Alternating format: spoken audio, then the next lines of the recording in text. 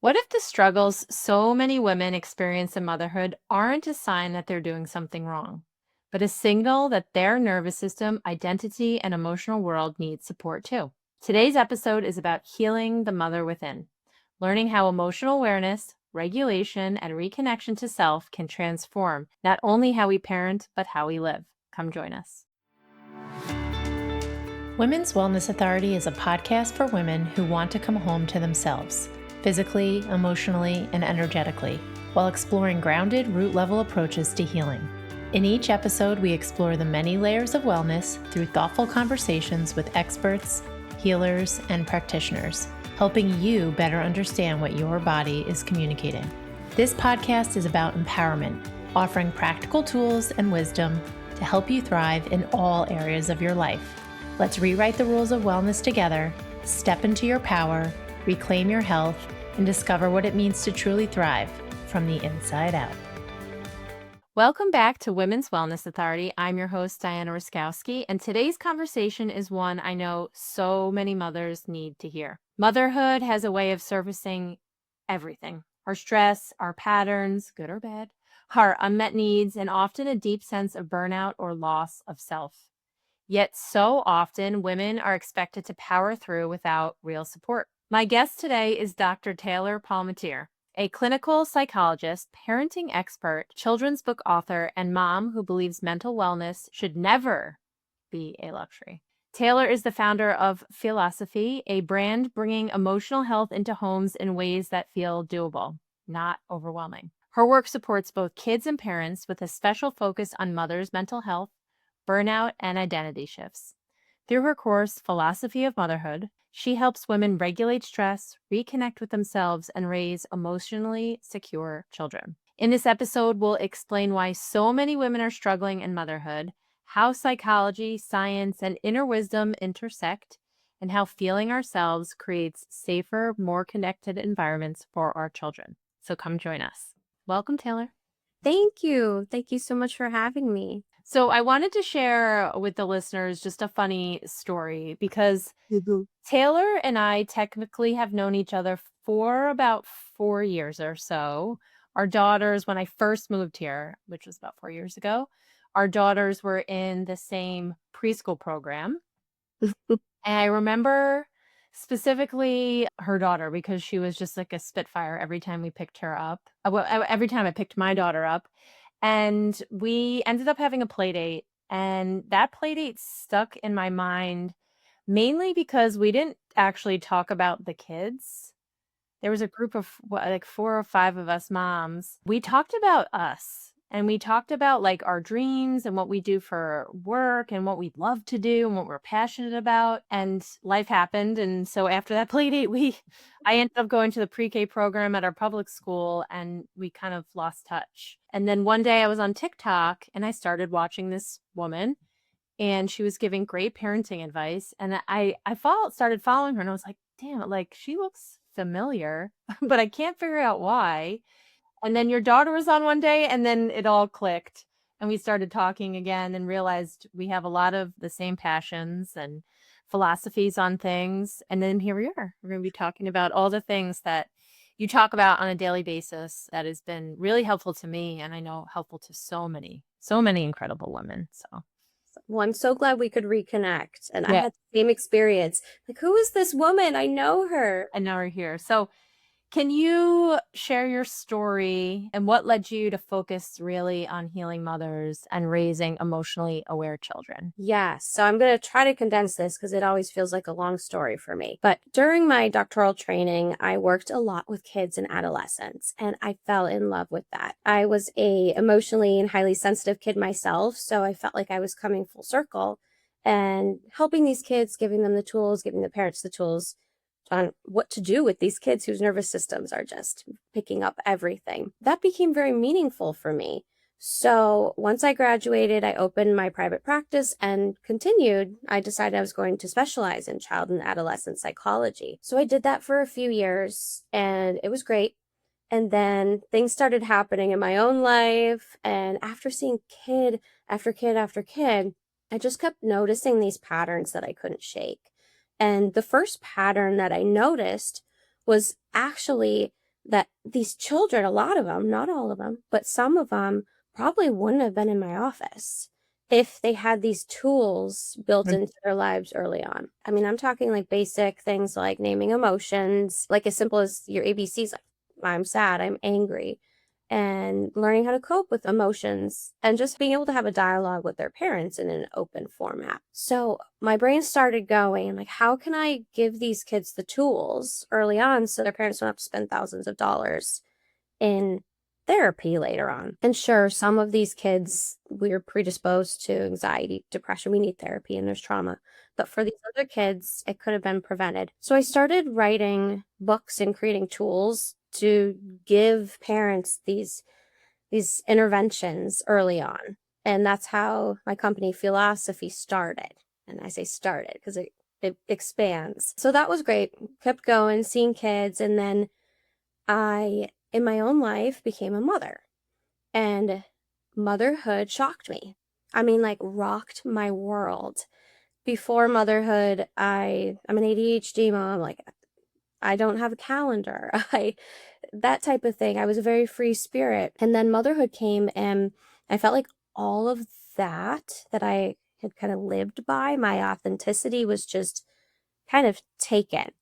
And I entered motherhood with this idea of my partner and I we're a pretty modern couple. Like my husband cooks and cleans. We're really progressive. And so I thought this was going to be a breeze, but it was not.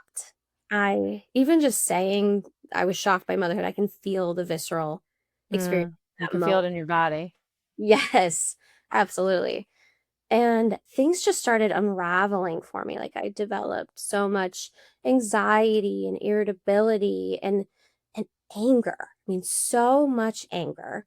And I had to go back to work before I was ready, and then developed some postpartum depression, and things just really fell apart. My nervous system was overloaded. And I This developed was even just with the birth of your first daughter. the birth Yeah. of my I first can relate in so many ways. Yeah. And it wasn't necessarily the stress of a baby. That's stressful, but the stress was coming from mothering in a system that does not support moms, doesn't understand moms. And that's what felt so shocking. So then I developed these migraines, and I don't know if you've heard of hemiplegic migraines. Mm-mm. They're like these really serious migraines where you lose your speech, your vision, like half of your face starts kind of drooping. And I got those like 3 times a week. That was my wake up call that this isn't working, something's wrong. And I noticed my daughter also was responding to my stress level. And in psychology, it's basic knowledge that attachment is a big thing. You know, your kids borrow your nervous system while they're developing. I decided right there that I'm going to give her a nervous system worth borrowing. And what was happening now in this motherhood story was not working. Can you say that again? That's beautiful and powerful, by the way. Thank you. It was this wake up call where I realized my daughter borrows my nervous system for her own development. And I needed to give her a nervous system worth borrowing. And that fueled me because all I wanted in motherhood was to raise emotionally well kids and for them to feel safe around me. That wasn't really happening. Even though I'm showing up smiling, she's feeling what I'm putting out there because that's what we do. So then in my practice, I really noticed that I could work with these kids day after day. And if I'm sending them back home into an environment where moms are dysregulated, I mean, dads too, but we're talking about moms here. Yeah. And if they're dysregulated or showing up to parenting with their own trauma, their own stuff, these kids are still going to be impacted, even if they have all the tools in the world to manage their emotions. Yeah, because it's like an uphill battle almost. Yeah, exactly. And I think there's a statistic out there where the biggest predictor of a child's mental health is the mom's mental wellness. So I completely shifted at that point. And then philosophy grew where I said, if I really want to help these kids, I need to help the moms first. So I started building this course as I'm going on this 6-year journey of healing for myself. And I really didn't know I was building it.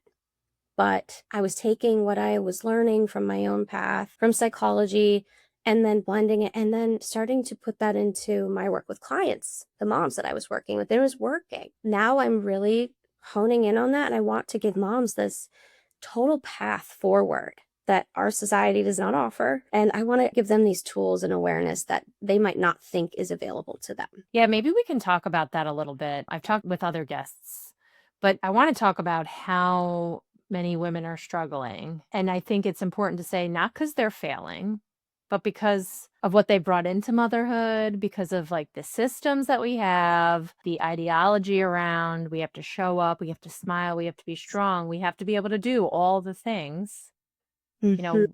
while taking on this new identity. But don't worry, like you still have to lose the weight and you still have to manage it all with a smile. Can we talk about that a little bit? Yes, absolutely. I think this question could be a whole podcast episode or Mhm. show in itself. So important. And my general response, just to that as a blanket response, is I think women are struggling because our nervous systems are too full. We are overloaded constantly with all of these invisible things. And then on top of that, we have the normal life stressors. Like you got a sick kid or soccer practice, Yeah. And what or are the invisible things? the invisible things. Whew, that's a lot. So the way I help moms navigate this is through this idea of the bucket method. And the idea is that we all hold a bucket inside of us, and our buckets are different shapes and sizes. And my bucket might look different than yours, but it has a max capacity. And we start our day with that bucket already filled up with this invisible load that moms are carrying. And the invisible load can be anything from, well, we could jump right into culture and the society we're mothering in that's not set up for us. I mean, I could say maternity leave, and I'm sure all the moms listening are going to nod their head and know how frustrating that is. Our bodies aren't ready to go back to work yet. Here we are going back to work. We're told to breastfeed, but we're working, so we're pumping. I don't know if any other moms had that experience, but that added so much to my bucket, Yeah. this pressure to breastfeed and pump and work and do it all. And something I read in a book lately, and I think it's a book everybody should read, it's called The Relaxed Woman. Something she references in there is that a society has been created by men. And even women's health was first created and studied by men. And the experience of being a woman is so unique. We're based on cycles and it's so different. We're expected to exist in this world created for men, but we're not. We're very different. So I think we're Mhm. very misunderstood in the world where maybe that would work for a man to have a baby and then jump back into work. They get to adapt to the new normal and then their body's pretty Yeah. much okay. But for women, we're not okay for what? A couple years, a year? Oh, yeah. I just posted a stat, which was mind blowing. It's like a full year for your physical body, 2 years for your emotional body, and like 5 years in total just to get back to where you were prior to, like physical, emotional, Five like, years. yeah. Oh, wow. Yeah. Well, just think about like it's almost a year, right? Mhm. Of creating the child and holding the child. And then their first year post, if you're breastfeeding, that you don't have your own body back. And then there you go, you're in 3 years. Right. Wow. That's so true. When you take a step back and actually look at it. Mhm. And I always say to my husband, though we're done, but I always say that like I would love to have one more kid, but then I'm giving up like 4 years of my life. Yeah. And I've got a baby on the way. and and I'm kind of grappling with that right now of what Yeah. does the next couple years look like? My body is not mine. This hasn't been mine for 9 months or well, 7 months, and it's Yeah. not going to be mine. Again, like that adds to our bucket too Yeah. for having children. Think about that bucket theory, and then you're having kids one right after the other, and your body's not recovering. Your bucket is like overflowing and you are tapped out. And then I even think from a nutritional standpoint, not even an emotional standpoint, you're drained because you've been pouring so much into these tiny little amazing humans. It is definitely multi-layered. Absolutely. And that's the metaphor we use, especially in the course, is our bucket's overflowing. And for moms, it's constantly overflowing. And when we're in an overflow state for so long, that's where we have burnout, depression, anxiety, health issues. It's where my migraines came from. Mm. And there's so much invisible mental and emotional labor that go into that bucket on top of just living in a society that doesn't support us too. Yeah. There's been reading too that I've done that in the past, women gave birth in community. And Oh, so once they gave birth, they were surrounded by family and so forth that basically nursed them to health and took mm-hmm. care of the baby. And now you have so many, even if you just talk about families, you have so many families who don't live near each other anymore, or the mom has to go back to work, or in some cases, the husband can stay home for a little while. But then if you have other kids too, it adds the load, but you don't get that sense of community and nurturing that as a woman used to be there from a societal standpoint. Absolutely. I I mean, think when I had both my girls, I that was very limited. mhm. We're in the same boat right now. We're here by ourselves. We don't have family. We built a friend community, which is great, Yeah. but it makes things hard and adds to that bucket 'cause it all falls on you. We've talked a little bit about like physical, emotional. And when you and I were prepping for this call, we talked about a framework and you look at things through three lenses. Listeners, this to me was like mind blowing and also like absolutely yes. Like I totally and utterly agree and align with what you're building here. So can you share what those three main lenses are? And then maybe we can walk through each of them because I think it is so important to look at them individually, but look at them and how they sort of tie into each other. It's not Yeah. one dimensional. Motherhood is not one dimensional. No, no, it is definitely not. And I call this the integration method, and the name is still in the works, but that's what's coming up right now. And the idea behind the integration method is we have these three circles, and I use a Venn diagram to show this, where we have the psychology side of healing, we have the science or the body side of it, and then we have the spirit or our inner wisdom, intuition, whatever we want to call it. Those three circles overlap. And in the middle, when we integrate all of these, that's where we truly find healing and peace or wellness, whatever you want to call it. Could you call it balance? Yeah, absolutely. What I want to point out though is when we achieve this healing or balance, it's not we're happy all the time or we're regulated all the time. It means that we have developed so much awareness and so much trust in ourselves and skills to understand when our bucket is overflowing, know how to dump the bucket, and be able to come back to a baseline. We also know when we need to take a break and we feel okay giving ourselves permission to do that. So it's not just, oh, I feel great. It's developed a whole new way of coping with your inner world. I think that second part is important. And actually, I just recorded an episode with Lori Ogden, and we talked about reconnecting and listening to your intuition. Because oftentimes I can listen to it, I can hear Mhm. it, or my body is telling me something, but I'll just ignore it. Ignore it, ignore it, ignore it, ignore it, and continue on. And then that's when physical symptoms, right? So the science, the body part is Mhm. signaling to you, you can't keep ignoring this. Like, and in your case, you had the really serious migraines, right? But Yes. I'm sure there were signs leading up to it. If you were listening to your intuition that was indicating to you, like, this isn't right. This is too much. Exactly. And within that body section, it's exactly what you had talked about. And it can also involve things like going to your doctor. It can involve medication. I'm not against medication. Sometimes we need it to help Yeah. us regulate our nervous system. It can be seeing exercise as medication. It can be breathing. Yeah. Somatic breathing, even just connecting with yourself, Yeah, body exactly. scans. Oh, yeah, absolutely. And the psychology side of it, that part is my bread and butter. So I love that part. But we enter into motherhood, and this kind of takes us back to that last conversation of the bucket with our own stuff too. So Hmm. in that invisible load, we have what we're carrying in motherhood that we start our day off with that bucket already half full or 80% full even. And that's what we would uncover in the psychology section. That's our patterns that we're bringing into our interactions with our kids and our partner. It's our outdated beliefs, the rules we have set for ourselves, unconscious patterns. And it's also coping. How do we cope with things? And then it's self-awareness.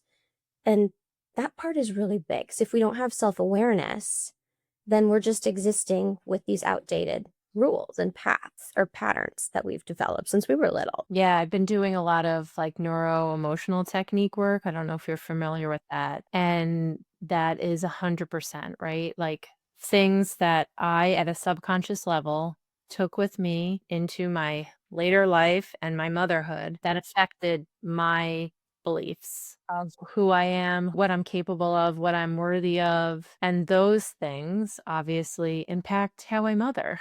Mm-hmm. How I show up every single day. I mean, I guess if I really was like looking back, I wasn't necessarily listening to what my mind or my body was telling me. And I have an example I can share that might illustrate how the psychology really plays out into our parenting. And it's with a mom I've been working with. She gave me permission to share, but she came into my office really stressed out with this idea of my kid is so defiant. What's happening to my kid? I started talking with her more, and we discovered that this kid was a very messy kid. He was very sensory driven. He loved to play in the mud. He makes messes, painting, finger paintings, that kind of kid. And this mom really appreciated a tidy home. And she needed everything neat, clean, to the point where she was getting really irritated with this child. And he was her middle son, I believe. So she had different relationships with the other kids who weren't this sensory seeker, messy kid. But the child started being really defiant and not wanting to be around her and throwing things around the room. And she came in thinking the issue was the child. But one of the first things I asked her was, what was mess like in your house growing up? How was it treated? And she quickly goes, mess was not allowed in my house. Her mom was untreated OCD, coping with that. And she recalled this memory of looking out the window and seeing the neighborhood kids making mud pies. And she was not allowed to participate. So she took that with her into her motherhood experience. She developed these rules of, in order to be loved or appreciated or successful, I have to be tidy. Mm. And she's projecting that onto her kid, who has a very different temperament. And then this was holding up a mirror for her, an opportunity for healing, which she took in therapy. But it said, hey, this trigger is with your child is showing old wounds. Your kid is doing something you were not allowed to do. That is very triggering. So we were able to process that, work through that. And then once she realized that, it was like, oh my gosh, right? Yes. Yep. So that simple awareness can make a huge difference. Yeah. And then that emptied her bucket a little bit. She's not waking up with that old wound and that outdated rule. And then her son's behavior stopped when she finally let him go outside and roll in the mud. Yeah. So there's just a kind of a basic level example. Maybe she went out there and played in the mud too. Who knew? I hope so. I'll have to check with her. But we bring so much of this stuff into motherhood. And it's just crucial to simply take a step back and say, what's happening for me in this moment? Where is this coming from? It's never just your reaction. It's always deep. I just had a parenting expert actually on, and she said the exact same thing you just said, which is, I went into this parenting thing saying, I'm going to fix my kid. And she goes, the first thing I realized was, oh, this is about me.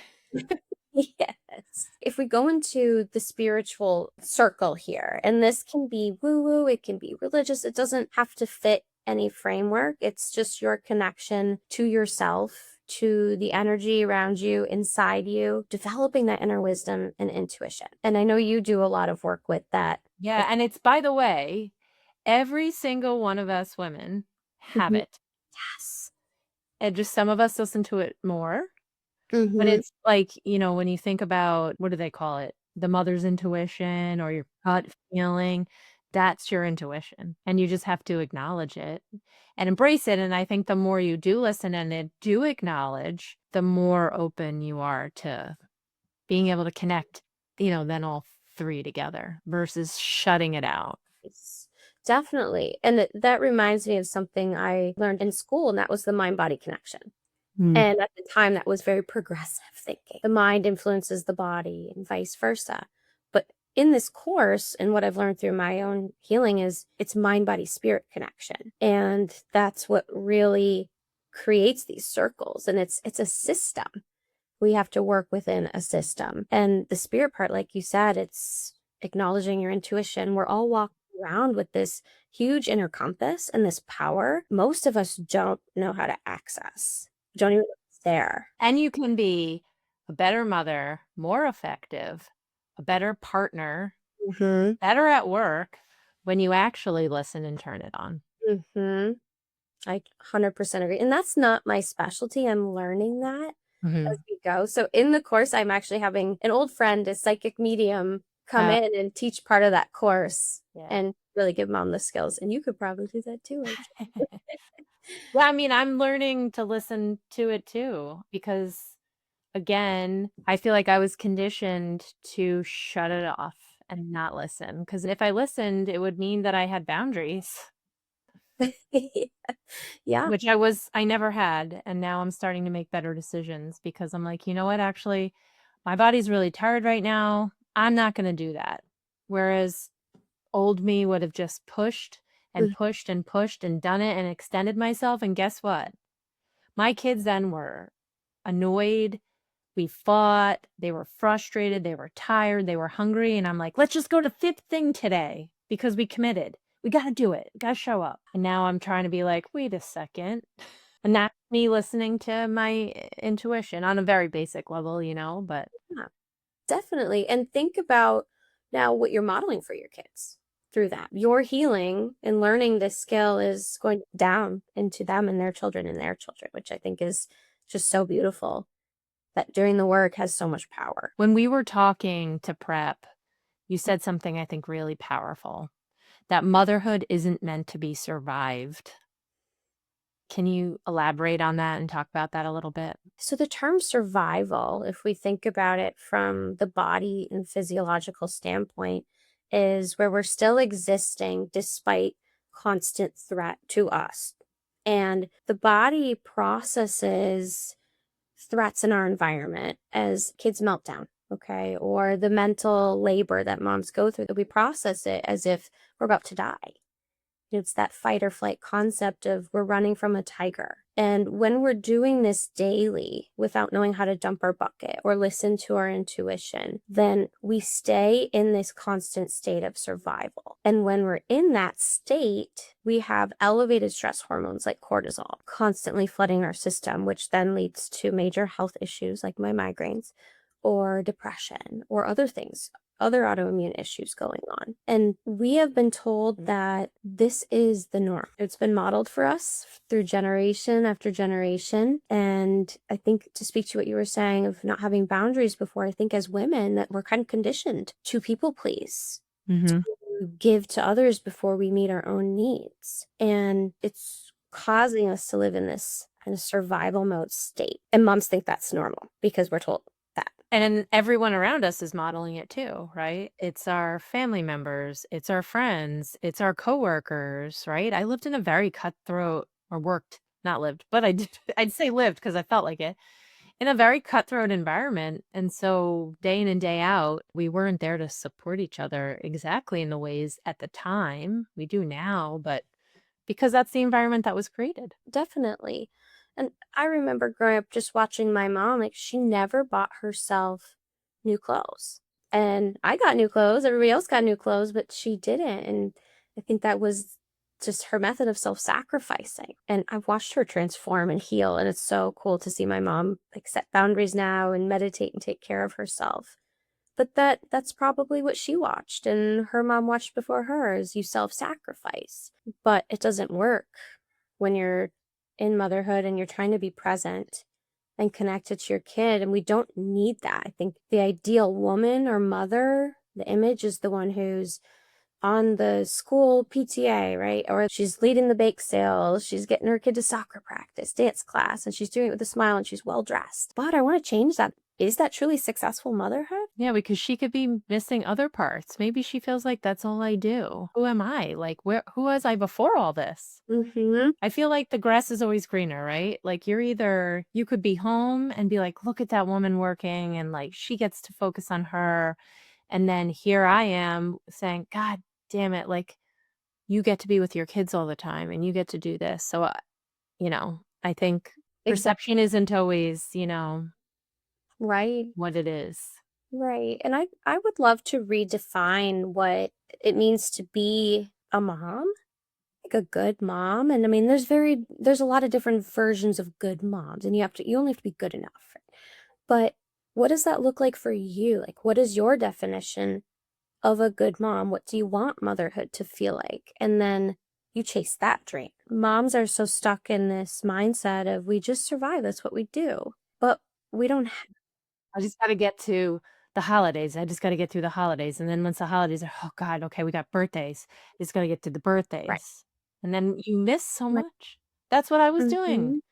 And I missed so much because I really wasn't Yeah, present. exactly. And And it's still like always a work in progress, right? I think that's important to highlight that it is always a work in progress. That the healing's never done. There's always more to explore and understand about ourselves. I want moms to know that you don't have to stay in survival mode, and it's a myth that that's normal. You can actually live in it. Now when I talk to friends that are just like, I'm constantly stressed, I'm like, next time you get your blood work, get your cortisol levels, get your hormone levels. Where are they at? Because mine was the opposite of what it should be in terms of patterning. No. So, hello, go back to that, Venn diagram, the body, the science part, my labs were screaming, Yes, you know? right, Yeah. right. And that brings me to this integration method too, but how everything that we feel and that we see is a symptom. The cortisol levels, my migraines, or our Can't stroke. sleep. Exactly. Sleep, irritability, anxiety. Mhm. Those are all symptoms of a problem. It's not the actual problem itself, but our world, Western society especially, treats those as problems. And we need to see it as a whole system because the problem might be lack of authentic connection with our intuition, or the problem might be our bucket is overflowing. Yeah, here's medication to treat your migraine. Let's find the best one. That does help, but we're only treating the symptom. Yeah, you're not getting to the root cause, which is I'm a huge supporter of whatever you need to do, right, to help yourself, but then ask yourself, well, what is causing this? Mm-hmm. I'm not just getting headaches. What is my body trying to tell me? Yes. And a lot of the, energy work that I've been trained on the last couple months and that I will be doing is just around that, right? It's helping the body come into balance for the individual. We will obviously work together. I can't like fix anybody, but I can help bring their body into balance and we can start getting to the root cause of stuff. And really, the root cause of most things is emotions, trapped emotions or emotions never addressed, and they manifest physically in the body. Yes, definitely. I love that you're doing this work. It's so important. And Yeah. I hope moms can really grasp that and see how important that type of work is. I actually have a question about the bucket theory. You hear this analogy too, like you got to pour in your cup before you can pour in anybody else's. So if I'm waking up every day and my bucket is like close to being full, how do I empty that bucket so it's a little emptier when I Mhm. wake up in the morning? That is a great question. And that's something we teach. And I have the link for you for moms if they want to use the worksheet. It guides you through how to actually dump your bucket and Mm-hmm. understand what's in your bucket. But what I like to say is there are things that are in our control Mm-hmm. and there are things that are outside of our control. So the things that are in our control, we can problem solve. Maybe something that's in our control in our bucket would be, I have no time to exercise. And how do we problem solve that? And maybe that means two things. Maybe it means, okay, I need to move my workday up a little bit so I have time at the end of my day. And then maybe it means then I have to give myself permission to maybe take away an hour of work or something. And then we have the other things that are outside of our control, which would be something like if you're a caregiver for a parent, an elderly parent, or you have a sick child. Those are things where we use coping skills. Because if we try to problem solve and think and ruminate over it, it's not going to help us in any way. So the coping skills, I call them bucket dumpers. Okay. This would be things like exercise as medicine, like sunlight, meditation. It can be deep breaths throughout your day. It can be pulling a mindfulness card, whatever works for you. It could even be going outside for just like 10 minutes. Mm-hmm. Right, getting in front of the sun, or just even, I mean, right now it's freezing by us. There's, Mhm. maybe a snowstorm, but Yeah. it's even going outside in the cold and just breathing that fresh air. You get out of your normal, typical environment. You're giving yourself permission to take a very quick break. So if you're at work or you're working from home, like just take that break, because sometimes that's what you need to tip the bucket over and let just a little bit out.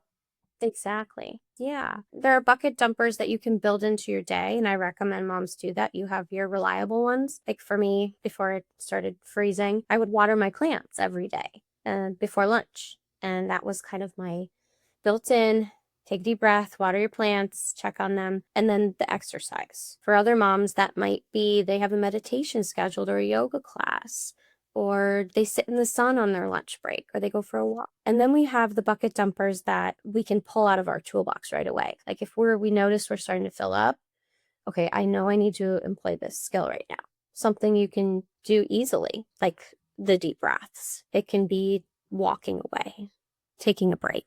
I know too, one of the things when I was like, I'll say this was like last year, and something happened at work. I walked out into my kitchen and had a full-blown panic attack. And I can't even remember distinctly like what it was that happened, but I felt like I lost full control, and I've never had a panic attack like that before, and it took like an hour for me to calm down, regain my breath. I was walking outside, I was pouring myself with essential oils. But had I listened to my body prior to that, because I have a tendency when I get really, really anxious that I have to do everything immediately in order to like make myself feel better, right? I might have a to-do list of 25 things and then I focus on all 25. And I've been trying to work with myself to be like, do you really need to do that like 20 to 25 or 15 to 25 things today? Like right now? And the answer is no. But it's like reframing it for me so that I don't get back to that point, because I think I felt like, "Oh my god, like I can't handle this. I can't do this, and I have all these other things outside of my personal life and blah, blah, blah, blah, blah," and I just exploded and lost control. And that does happen. I mean, I've been there. I think we're all going to be there at some point too. And I think what do you do when that happens? Right? Is how do you come back from that when maybe you forget to check in with yourself and you have this idea of I have to fix this, and then we explode. How Mhm. do we come back from that? Yeah, clearly I wasn't listening to my own body or intuition, because had I been, I wouldn't have gotten to a point of like complete and utter. Yeah, that's a good point of how a part of dumping the bucket, I put this in the psychology section, is developing that awareness muscle. Where are you at? Checking in with yourself throughout the day. What do you need? Yeah, I was going to ask you, like, a big part of teaching women to listen to their bodies, right? And yeah, so maybe just pausing and saying, like, how is my body feeling, or what is going on? Am I okay? Yeah. And I think an example, I mean, I had this happen the other day of how we can use the body, psychology, and spirit all in one. So my daughter was having this meltdown, and I started noticing I was just getting so worked up and agitated. I had a Mhm. really rough day, and my instinct was to yell, to like gain control. And I paused and I checked in with myself. I said, what is this about? Like, this isn't about her meltdown right now. There's something going on with me. Triggering you. Yep. How full is my bucket? And I realized I had been solo parenting all day. And I knew I had to do it again tomorrow. And I was just really overwhelmed. And in that moment, I decided, okay, I'm going to put my hand wherever I feel the stress. And in the moment, it was my chest. And I asked my body, what do I need? And then I listened, and it was a bath. I'm like, okay, I just need to sit in some warm water, relax. And so I planned to have a bath like after kids went to bed. And the next part was, how do I calm my body in this moment? How do I use my body?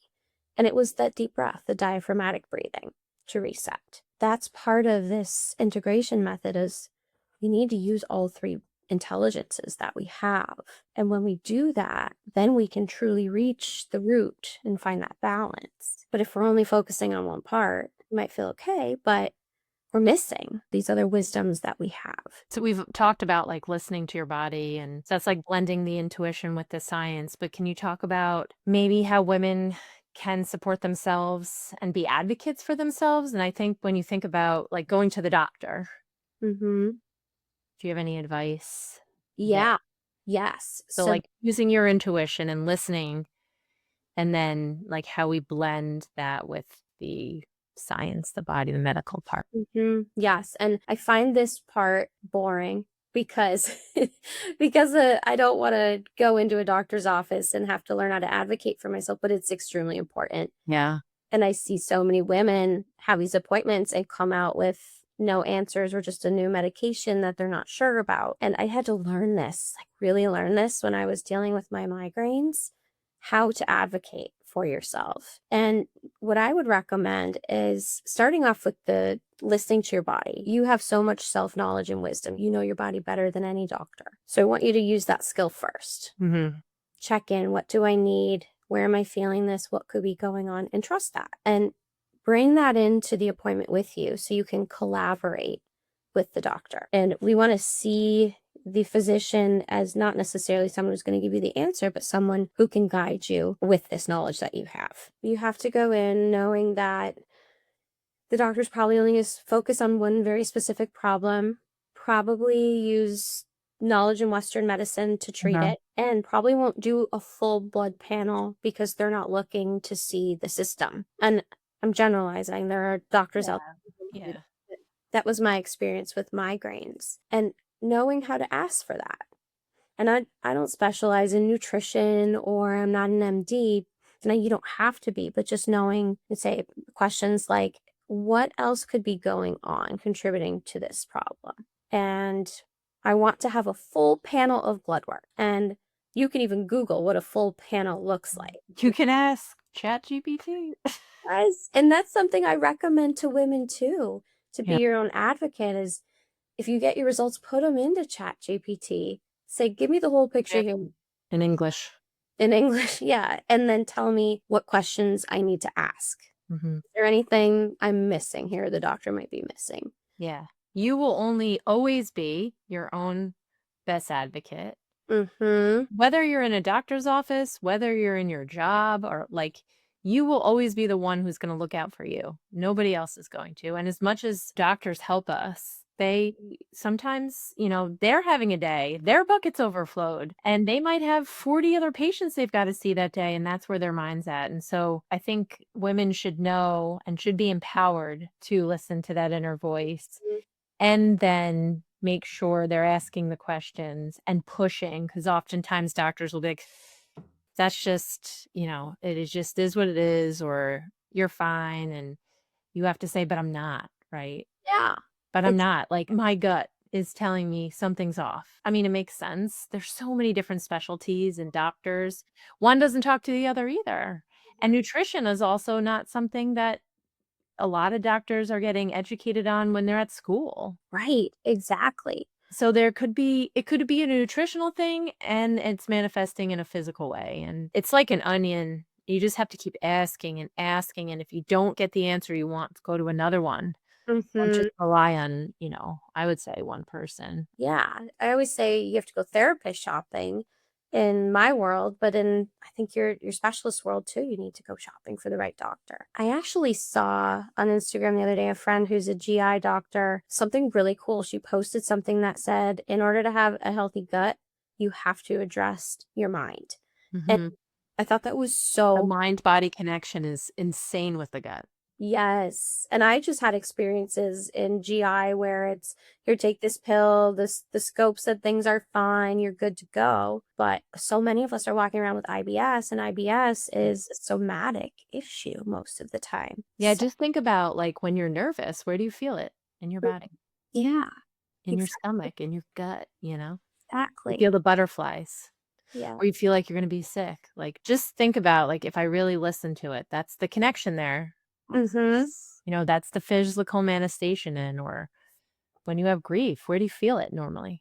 feel it here, your lungs, your heart. That's your body saying that's where it's sitting. So, Mm-hmm. and that's why I created Women's Wellness Authority, really, is to empower women to just do that. Just go in and ask questions and be your advocate and be safe and know you're not alone, because all of us are out here just wondering, should I or could I, or God, but I don't know. Like, it just doesn't seem right. So, Yeah, I love that. And you also listened to your intuition, because when we were talking on that play date, you were still in the corporate world and you were thinking of doing all these things. And then when we reconnected, you were like really going strong in this. yeah, I don't remember specifically what I talked about. And when you were like, wow, you're doing it, I was like, wow, I actually did talk about it to anyone and everyone. Yes.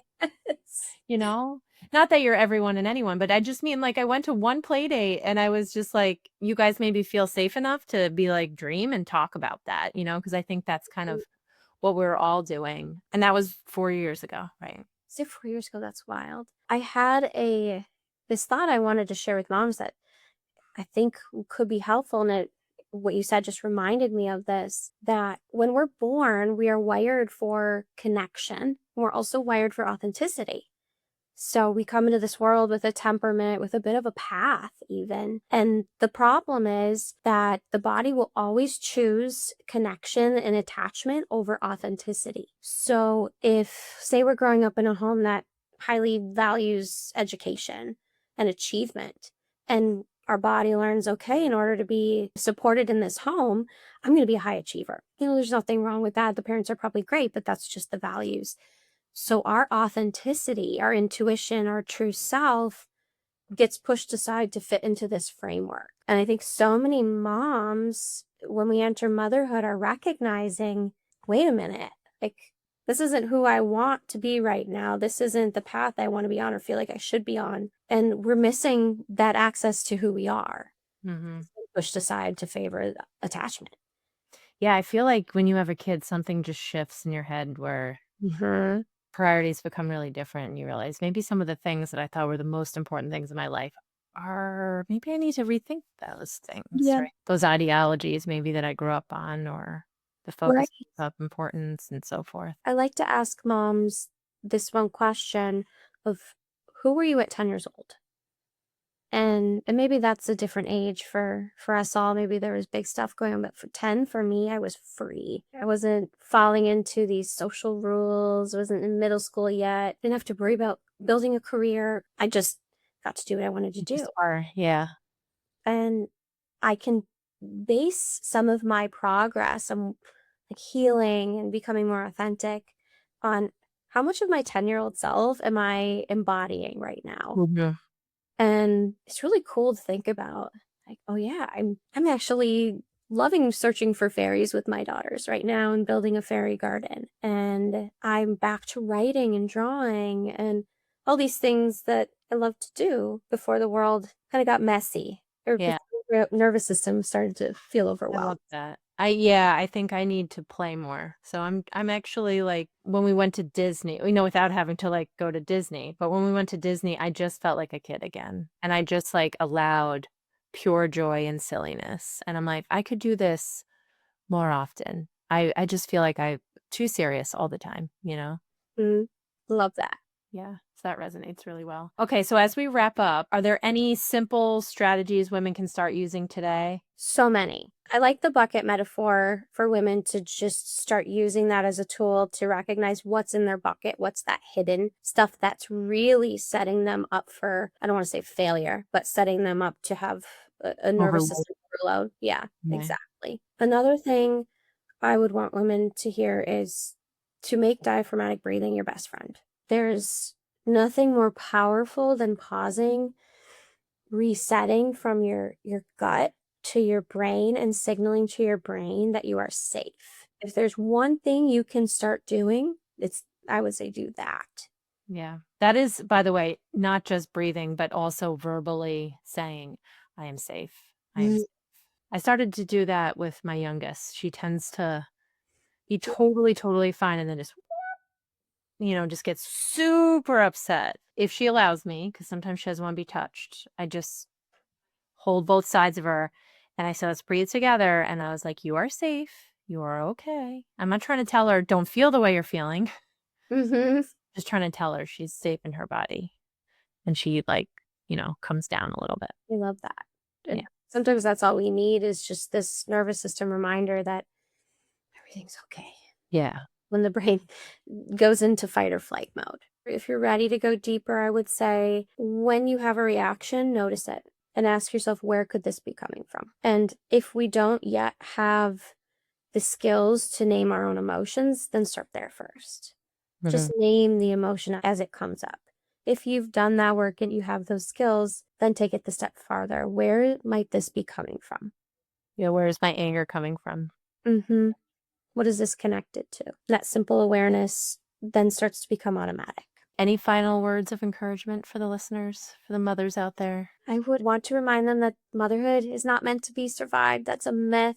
There's truly healing that's available in motherhood. And if we can reframe motherhood to this opportunity for true, authentic healing, motherhood it's this opportunity, it's an invitation to become the best version of you and break cycles, and that naturally trickles down to your children. It's worth it. You just have to be willing to look in the mirror and do the work, and it's not as scary as our brain tells us. Yeah. All right, Taylor. Well, thank you so much for this conversation and for the work you're doing to support women in reconnecting with themselves. It's really, really beautiful. Thank you for having me. Yeah. And what I love about this conversation is that it's a reminder that healing doesn't mean you have to fix yourself or that something's broken. It just means listening and honoring and trusting the wisdom that already exists inside of you. Mm-hmm. So thank you everyone for being here with me on Women's Wellness Authority. If this conversation resonated with you, I'd love for you to share it with another woman who might need this reminder. Following the show on YouTube or your favorite listening platform helps me continue to build this community, and I am so grateful for every woman who chooses to be part of it. And if you have a moment to leave a review, it helps more women discover the space and feel less alone. So until next time, stay curious, stay empowered, but most of all, stay well. Bye, everyone. Thank you for tuning in to this episode of Women's Wellness Authority. If today's conversation inspired you, shifted your perspective, or sparked something within you, I'd be so grateful if you'd subscribe, leave a review, or share this episode with someone who might need it the most. Have a story of your own or something you'd like to share? I'd love to hear from you. You can connect with me on YouTube, Instagram, and Facebook at Women's Wellness Authority. Please note the content shared on this podcast is for informational purposes only and is not a substitute for medical advice, diagnosis, or treatment.